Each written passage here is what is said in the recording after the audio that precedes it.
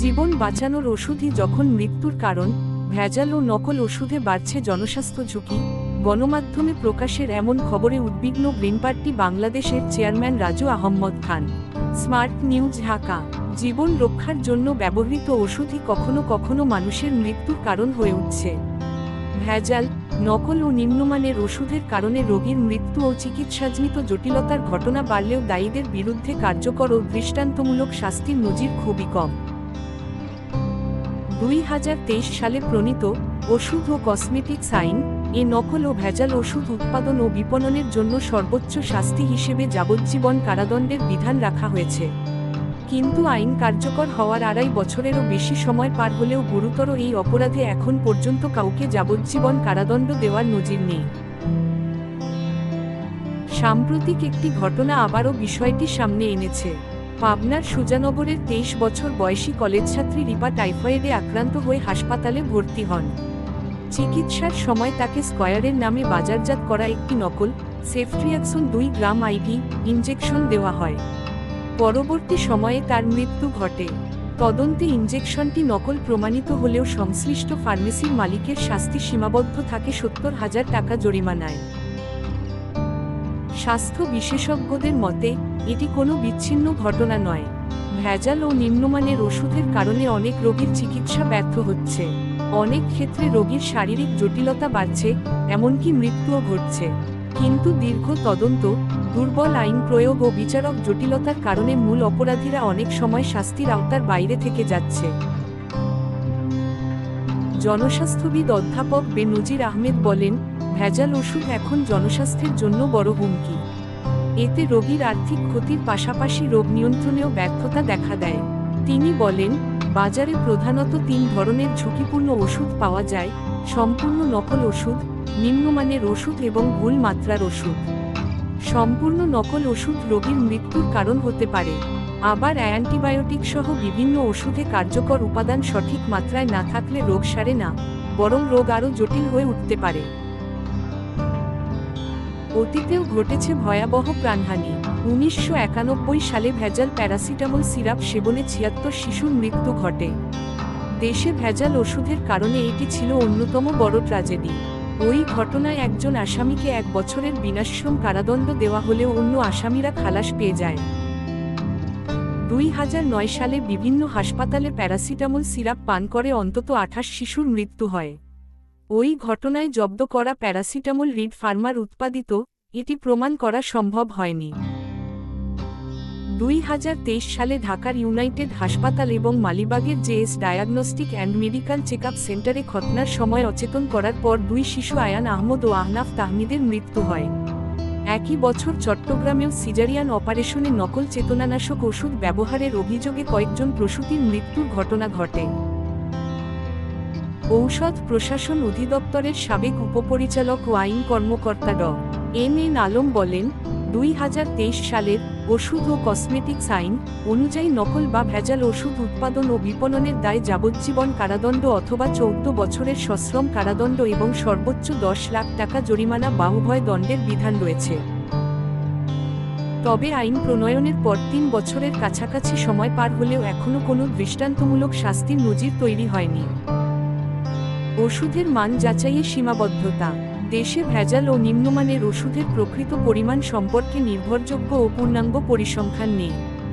2022 সালে আন্তর্জাতিক বিজ্ঞান বিষয়ক সাময়িকী নেচার এর প্রকাশিত এক গবেষণায় দেখা যায়, ঢাকা শহরে প্রায় 10% এবং দেশের বিভিন্ন জেলায় প্রায় 20% ওষুধ নকল বা নিম্নমানের হতে পারে।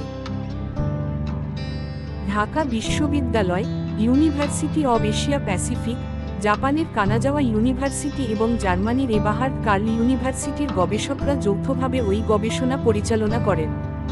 গবেষণায় গ্যাস্ট্রিকের ওষুধ ও বিভিন্ন ধরনের অ্যান্টিবায়োটিকের নমুনা পরীক্ষা করা হয়।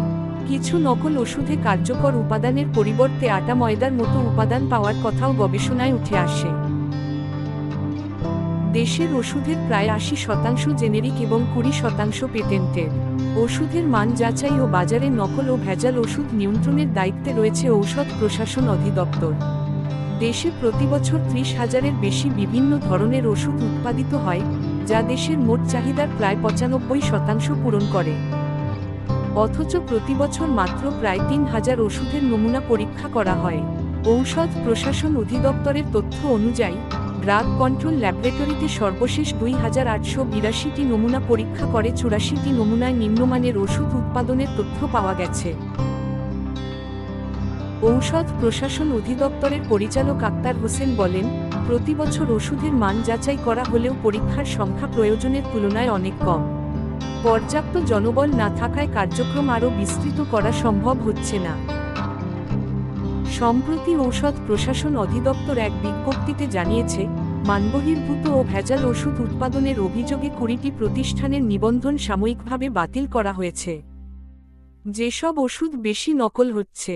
ঔষধ প্রশাসনের অভিযানে যুক্ত ব্যক্তিদের সূত্রে জানা গেছে, বাজারে সবচেয়ে বেশি নকল হচ্ছে অ্যান্টিবায়োটিক, ডায়াবেটিসের ইনসুলিন, ব্যথানাশক, জ্বর ও ক্যান্সারের ওষুধ। গ্রামীণ এলাকায় নকল ওষুধের বিস্তার তুলনামূলক বেশি। বিশেষ করে যেসব ওষুধের চাহিদা ও দাম বেশি, সেগুলোই বেশি নকল করা হচ্ছে। সম্প্রতি কিশোরগঞ্জের বিসিক শিল্প এলাকায় ইস্ট বেঙ্গল ইউনানি নামের একটি প্রতিষ্ঠানে রেনিটিডিন, প্যারাসিটামল ও ভায়াগ্রা জাতীয় নকল ওষুধ উৎপাদনের সময় ঔষধ প্রশাসন অধিদপ্তর অভিযান চালিয়ে প্রতিষ্ঠানটির কার্যক্রম শনাক্ত করে। সূত্রের দাবি, পুরান ঢাকার মিটফোর্ড সহ কয়েকটি এলাকা নকল ওষুধ উৎপাদন ও সরবরাহের অন্যতম কেন্দ্র হিসেবে পরিচিত। অভিযোগ রয়েছে, একটি সংঘবদ্ধ সিন্ডিকেট পাইকারি বাজার থেকে শুরু করে খুচরা বিক্রয় পর্যন্ত নকল ওষুধের নেটওয়ার্ক নিয়ন্ত্রণ করছে। ৫ অর্থবছরে কমেছে জরিমানা। ঔষধ প্রশাসন অধিদপ্তরের তথ্য অনুযায়ী ২০২৪-২৫ অর্থবছরে ঔষধ আদালতে ১৬টি, ম্যাজিস্ট্রেট আদালতে ৩৩৯টি এবং মোবাইল কোর্টে ২,১৩৪টি মামলা হয়েছে। এসব মামলায় মোট ১,১৩,১৮,৮০০ টাকা জরিমানা আদায় করা হয়েছে। তথ্য বিশ্লেষণে দেখা গেছে, গত ৫ অর্থবছরে ম্যাজিস্ট্রেট আদালতে মামলা বাড়লেও জরিমানার পরিমাণ ধারাবাহিকভাবে কমেছে।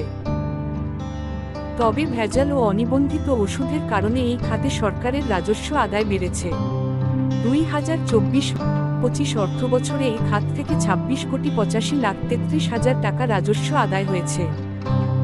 কঠোর ব্যবস্থা নেওয়ার আহ্বান গ্রিন পার্টি বাংলাদেশের চেয়ারম্যানের।